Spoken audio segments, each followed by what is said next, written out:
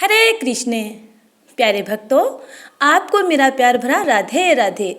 जय माँ संतोषी। आज फाल्गुन मास का शुक्रवार है, दिनांक 15 मार्च 2024। आज हम सुनपान करेंगे संतोषी माता व्रत कथा। कथा शुरू करने से पहले यदि आपने चैनल को सब्सक्राइब नहीं किया है तो चैनल को सब्सक्राइब कर बेल आइकन को जरूर दबा लीजिएगा, ताकि आगे आने वाली वीडियो के नोटिफिकेशन आप तक टाइम पर पहुंचते रहें। तो आइए प्रेम पूर्वक श्रद्धा पूर्वक कथा सुनपान करते हैं। एक बुढ़िया माई थी, उसके 7 बेटे थे। 6 कमाने वाले थे जबकि एक निकम्मा था। बुढ़िया 6 बेटों की रसोई बनाती, भोजन कराती और उनसे जो कुछ जूठन बचती वह 7वें को दे देती। एक दिन वह पत्नी से बोला, देखो मेरी माँ को मुझ पर कितना प्रेम है। उसकी पत्नी बोली, क्यों नहीं, सबका जूठा जो तुमको खिलाती है। वह बोला, ऐसा नहीं हो सकता, मैं जब तक आंखों से न देख लूँ मान नहीं सकता। बहू हंस कर बोली, देख लोगे तब तो मानोगे। कुछ दिन बाद त्योहार आया। घर में 7 प्रकार के भोजन और चूरमे के लड्डू बने। वह अपनी माँ को परखने के लिए सिर दुखने का बहाना बनाकर सिर पर एक पतला वस्त्र ओढ़कर रसोई घर में सो गया। वह कपड़े में से सब कुछ देखता रहा। 6 भाई भोजन करने आए। उसने देखा माँ ने उनके लिए सुंदर आसन बिछाकर नाना प्रकार की रसोई परोसी और आग्रह करके उन्हें जिमाया। वह देखता रहा। 6 भोजन करके उठे तब माँ ने उनकी जूठी थालियों में से लड्डुओं के टुकड़े उठाकर एक लड्डू बनाया। जूठन साफ कर बुढ़िया माँ ने उसे पुकारा, बेटा 6 भाई भोजन करके चले गए हैं, अब तू ही बाकी है, उठ, तू कब खाएगा। तब बेटा बोला, माँ मुझे भोजन नहीं करना है, मैं अब परदेश जा रहा हूँ। माँ ने कहा, कल जाता हो तो आज ही चला जा। वह बोला, हाँ आज ही जा रहा हूँ। यह कहकर वह घर से निकल गया। चलते समय उसे अपनी पत्नी की याद आ गई। उसकी पत्नी गौशाला में कंडे यानी उपले थाप रही थी। वह पत्नी से जाकर बोला, हम जावें परदेश, आवेंगे कुछ काल, तुम रहियो संतोष से, धर्म आपनो पाल। उसकी पत्नी बोली, जाओ पिया आनंद से, हमारो सोच हटाए, राम भरोसे हम रहें, ईश्वर तुम्हें सहाय। 2 निशानी आपन देख धरू मैं धीर, सुधी मती हमारी बिसराइयो, रखियो मन गंभीर। वह बोला, मेरे पास तो कुछ नहीं है, यह अंगूठी है सो ले और अपने कुछ निशानी मुझे दे दो। उसकी पत्नी बोली, मेरे पास क्या है, यह गोबर से भरा हाथ है। यह कहकर उसकी पत्नी उसकी पीठ पर गोबर के हाथ की थाप मार दी। वह चल दिया। चलते चलते दूर देश पहुंचा। वहाँ एक साहूकार की दुकान थी। वहाँ जाकर वह कहने लगा, भाई मुझे नौकरी पर रख लो। साहूकार को ज़रूरत थी, बोला, रह जा। लड़के ने पूछा, तनख्वाह क्या दोगे। साहूकार ने कहा, काम देखकर दाम मिलेंगे। साहूकार की नौकरी मिली। वह सुबह 7 बजे से 10 बजे तक नौकरी पर जाने लगा। कुछ दिनों में दुकान का सारा लेन देन, हिसाब किताब, ग्राहकों का माल बेचना, सारा काम करने लगा। साहूकार के 7-8 नौकर थे। वे सब चक्कर खाने लगे, यह तो बहुत होशियार बन गया है। सेठ ने भी काम देखा और 3 महीने में ही उसे आधे मुनाफे का हिस्सेदार बना लिया। वह कुछ वर्षों में ही नामी सेठ बन गया और मालिक का सारा कारोबार संभालने लगा। यह देख उसका मालिक अपना सारा कारोबार उस पर छोड़कर चला गया। इधर उसकी पत्नी को सास ससुर दुख देने लगे। सारी गृहस्थी का काम करा के उसे लकड़ी लेने जंगल भेजते। इस बीच घर के आटे से जो कुछ भूसी निकलती उसकी रोटी बनाकर रख दी जाती और फूटे नारियल की नारियली में पानी। एक दिन वह लकड़ी लेने जा रही थी। रास्ते में बहुत सी स्त्रियां संतोषी माता का व्रत करती दिखाई दी। वह वहां खड़ी होकर कथा सुनने लगी और पूछा, बहनों, तुम किस देवता का व्रत करती हो और उसके करने से क्या फल की प्राप्ति होती है? यदि तुम इस व्रत का विधान मुझे समझा कर कहोगे तो मैं तुम्हारा बड़ा एहसान मानूंगी। तब उनमें से एक स्त्री बोली, सुनो, यह संतोषी माता का व्रत है। इसके करने से निर्धनता, दरिद्रता का नाश होता है और जो कुछ मन में कामना हो सब संतोषी माता की कृपा से पूरी होती है। तब उसने उनसे व्रत की विधि पूछी।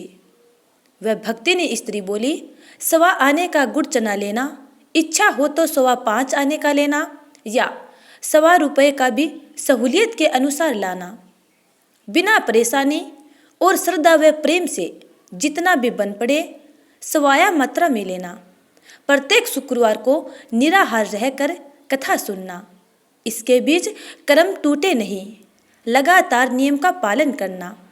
सुनने वाला कोई न मिले तो घी का दीपक जला उसके आगे या जल के पात्र को सामने रखकर कथा कहना।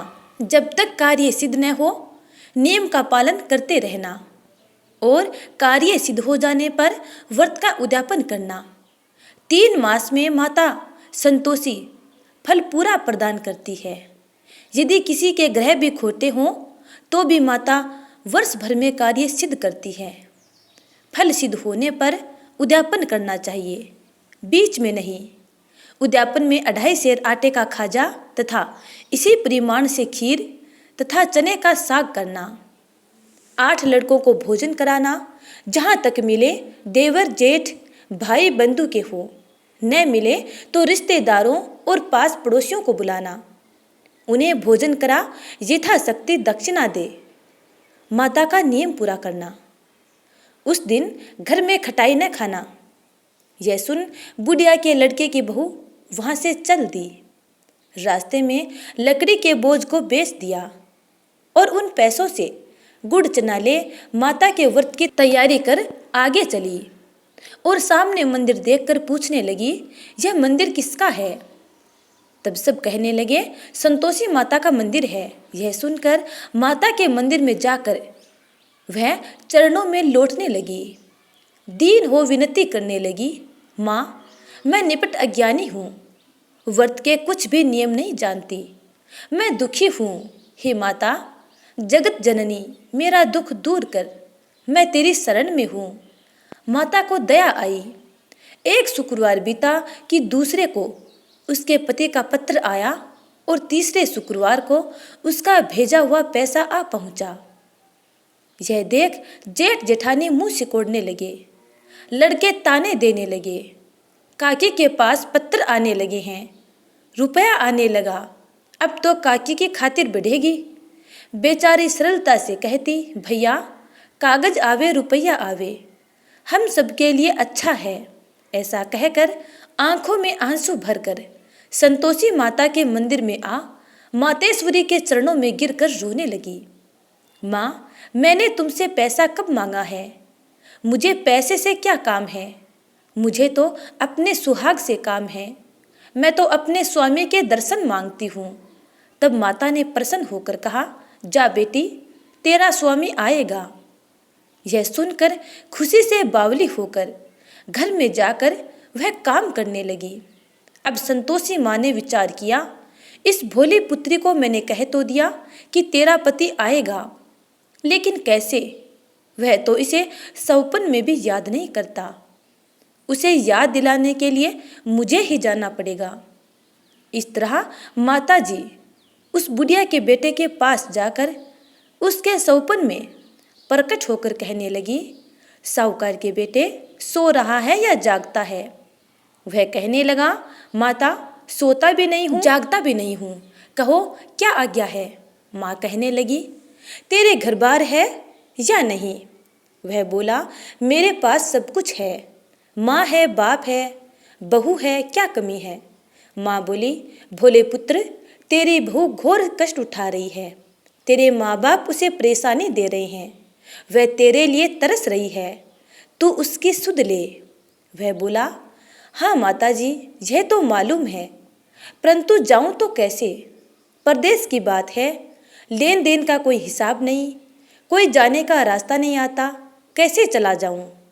माँ कहने लगी, मेरी बात मान, सवेरे नहा धोकर संतोषी माता का नाम ले, घी का दीपक जला, दंडवत प्रणाम कर, दुकान पर जा बैठ। देखते ही देखते सारा लेन देन चुक जाएगा, जमा का माल बिक जाएगा, सांझ होते होते धन का भारी ढेर लग जाएगा। अब बूढ़ी माँ की बात मानकर वह नहा धोकर संतोषी माता को दंडवत प्रणाम कर, घी का दीपक जलाकर दुकान पर जा बैठा। थोड़ी देर में देने वाले रुपया लाने लगे, लेने वाले हिसाब लेने लगे। कोठे में भरे सामान के खरीदार नगद दाम दे सौदा करने लगे। शाम तक धन का भारी ढेर लग गया। मन में माता का नाम ले, चमत्कार देख प्रसन्न हो, घर ले जाने के वास्ते गहना कपड़ा सामान खरीदने लगा। यहाँ काम से निपट तुरंत घर को रवाना हुआ। उधर उसकी पत्नी जंगल में लकड़ी लेने जाती है। लौटते वक्त माताजी के मंदिर में विश्राम करती है। वह तो उसके प्रतिदिन रुकने का स्थान जो ठहरा। धूल उड़ती देख वह माता से पूछती है, हे माता, यह धूल कैसे उड़ रही है? माता कहती है, हे पुत्री, तेरा पति आ रहा है। अब तू ऐसा कर, लकड़ियों के 3 बोझा बना ले। एक नदी के किनारे रख, दूसरा मेरे मंदिर पर, वह तीसरा अपने सिर पर। तेरे पति को लकड़ियों का गट्ठर देख मोह पैदा होगा। वह यहाँ रुकेगा, नाश्ता पानी खाकर माँ से मिलने जाएगा। तब तू लकड़ियों का बोझ उठाकर जाना और चौक में गट्ठर डालकर जोर से आवाज लगाना, लो सासू जी, लकड़ियों का गट्ठर लो, भूसी की रोटी दो, नारियल के खेपड़े में पानी दो। आज मेहमान कौन आया है? माताजी से बहुत अच्छा कहकर वह प्रसन्न मन से लकड़ियों के 3 गट्ठर बनाई। एक नदी के किनारे पर और एक माताजी के मंदिर पर रखा। इतने में मुसाफिर आ पहुंचा। सूखी लकड़ी देख उसकी इच्छा उत्पन्न हुई कि हम यहीं पर विश्राम करें और यहाँ भोजन बनाकर खा पीकर गांव को जाएं। इसी तरह रुककर भोजन बना विश्राम करके वह गांव को गया। सबसे प्रेम से मिला। उसी समय सिर पर लकड़ी का गट्ठर लिए वह उतावली सी आती है। लकड़ियों का भारी बोझ आंगन में डालकर जोर से 3 आवाज देती है, लो सासू जी, लकड़ियों का गट्ठर लो, भूसी की रोटी दो, आज मेहमान कौन आया है? यह सुनकर उसकी सास बाहर आकर अपने दिए हुए कष्टों को भुलाने हेतु कहती है, बहू, ऐसा क्यों कहती है? तेरा मालिक ही तो आया है। आ बैठ, मीठा भात खा, भोजन कर, कपड़े गहने पहन। उसकी आवाज सुन उसका पति बाहर आता है। अंगूठी देख व्याकुल हो जाता है। माँ से पूछता है, माँ, ये कौन है? माँ बोली, बेटा, ये तेरी बहू है। जब से तू गया है तब से सारे गांव में भटकती फिरती है। घर का काम काज कुछ करती नहीं, 4 पहर आकर खा जाती है। उसका बेटा बोला, ठीक है माँ, मैंने इसे भी देखा और तुम्हें भी। अब दूसरे घर की ताली दो, मैं उसी में रहूँगा। माँ बोली, ठीक है, जैसी तेरी मर्जी। तब वह दूसरे मकान की 3री मंजिल का कमरा खोल सारा सामान उस कमरे में रख दिया। एक दिन में राजा के महल जैसा ठाट बाट बन गया। अब क्या था, बहू सुख भोगने लगी। इतने में शुक्रवार आया। बहू अपने पति से बोली, मुझे संतोषी माता के व्रत का उद्यापन करना है। पति बोला, खुशी से कर लो। वह उद्यापन की तैयारी करने लगी। जिठानी के लड़कों को भोजन के लिए कहने गई।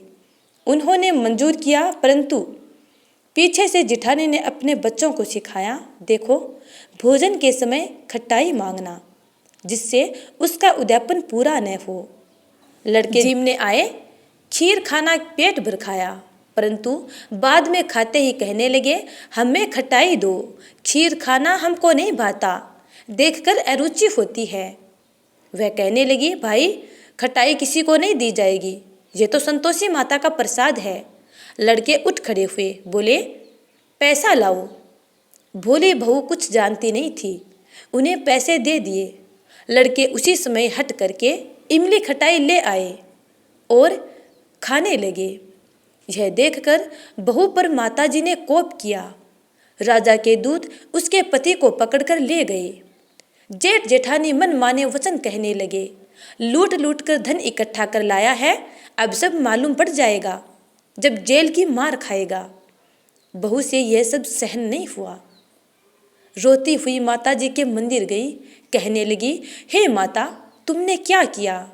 हंसाकर अपने भक्तों को रुलाने लगी। माता बोली, बेटी, तूने उद्यापन करके मेरा व्रत भंग किया है। वह कहने लगी, माता, मैंने कुछ अपराध किया है? मैंने तो भूल से लड़कों को पैसे दे दिए थे, मुझे क्षमा करो, मैं फिर से तुम्हारा उद्यापन करूँगी। माँ बोली, अब भूल मत करना। वह कहती है, अब भूल नहीं होगी, अब बतलाओ वे कैसे आवेंगे? माँ बोली, जा पुत्री, तेरा पति तुझे रास्ते में आता मिलेगा। वह निकली, राह में पति आता मिला। वह पति से पूछने लगी, कहाँ गए थे? वह कहने लगा, इतना धन जो कमाया है उसका टैक्स राजा ने मांगा था, वह भरने गया था। वह प्रसन्न हो बोली, भला हुआ, अब तो घर को चलो। कुछ दिन बाद फिर शुक्रवार आया। वह बोली, मुझे फिर माता का उद्यापन करना है। पति ने कहा, करो। बहू फिर जेठ के लड़कों को भोजन को कहने गई। जेठानी ने एक दो बातें सुनाई और सब लड़कों को सिखाने लगी, तुम सब लोग पहले ही खटाई मांगना। लड़के भोजन से पहले कहने लगे, हमें खीर नहीं खानी, हमारा जी बिगड़ता है, कुछ खटाई खाने को दो। वह बोली, खटाई किसी को नहीं मिलेगी, आना है तो आओ। ऐसा कहकर वह ब्राह्मण के लड़कों को लाकर भोजन कराने लगी। यथाशक्ति दक्षिणा की जगह एक एक फल उन्हें दिया। संतोषी माता प्रसन्न हुई। माता की कृपा होते ही 9वें मास में उसके चंद्रमा के समान सुंदर पुत्र प्राप्त हुआ। पुत्र को पाकर प्रतिदिन माता जी के मंदिर को वह जाने लगी। माँ ने सोचा, यह रोज मेरे मंदिर में आती है, आज क्यों न इसके घर चलूं। यह विचार कर माता ने भयानक रूप बनाया। गुड़ चने से सना मुख, ऊपर सूंड के समान होठ, उस पर मक्खियाँ भिन भिना रही थी। देहली पर पैर रखते ही उसकी सास चिल्लाई, देखो रे, कोई चुड़ैल डाकिन चली आ रही है, लड़कों इसे भगाओ, नहीं तो किसी को खा जाएगी। लड़के भगाने लगे, चिल्लाकर खिड़की बंद करने लगे। बहू रोशनदान में से सब कुछ देख रही थी। प्रसन्नता से पगली बन चिल्लाने लगी, आज मेरी माताजी मेरे घर आई है। वह बच्चे को दूध पीने से हटाती है। इतने में सास का क्रोध फट पड़ा। वह बोली, क्या उतावली हुई है, बच्चे को पटक दिया। इतने में माँ के प्रताप से लड़के ही लड़के नजर आने लगे। वह बोली, माँ, मैं जिसका व्रत करती हूँ यह वह संतोषी माता है। सबने माता जी के चरण पकड़ लिए और विनती कर कहने लगे, हे माता, हम मूर्ख हैं, अज्ञानी हैं, तुम्हारे व्रत की विधि हम नहीं जानते, व्रत भंग कर हमने बड़ा अपराध किया है, जगमाता आप हमारा अपराध क्षमा करो। इस प्रकार माता उन पर प्रसन्न हुई और उन सबकी मंगल कामनाएं पूर्ण की। उनके परिवार में खुशहाली छा गई और उनका घर स्वर्ग के समान हो गया। इसके बाद संपूर्ण परिवार के सदस्य माता संतोषी की पूजा अर्चना करने लगे। हे माँ संतोषी, जिस प्रकार आपने उस बहू की मन इच्छा पूर्ण की, वैसे ही अपने सब प्यारे भक्तों की मंगल कामनाएं पूर्ण करना। जय माँ संतोषी। तो प्यारे स्नेहीजनों, ये थी माँ संतोषी की व्रत कथा। उम्मीद करती हूँ कि आपको ये कथा अच्छी लगी है। यदि अच्छी लगी है तो लाइक कमेंट कर देना और अगले वीडियो का इंतज़ार करना। तब तक के लिए जय श्री राधे, जय माँ संतोषी।